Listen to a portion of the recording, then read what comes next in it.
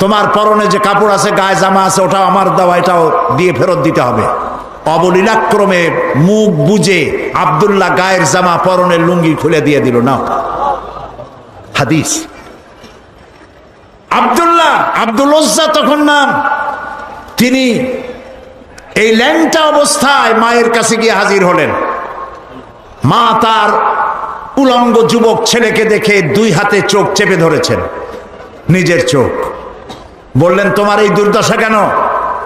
ছেলে বলল, মা, ঈমান আনতে গিয়ে সব হারাইছি, কিন্তু ঈমান হারাই নাই।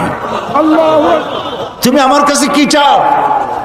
আব্দুল্লাহ বলল, আব্দুল উজ্জা বললেন, কিছু চাই না মা, আমি এই দেশে থাকতে পারবো না, আমি চলে যেতে চাই আমার মাহবুব সরওয়ারে কায়নাত মুহাম্মদ রাসূলুল্লাহ সাল্লাল্লাহু আলাইহি ওয়াসাল্লামের মদিনায় যাইতে চাই, কিন্তু আমি ল্যাংটা যাবো কেমন?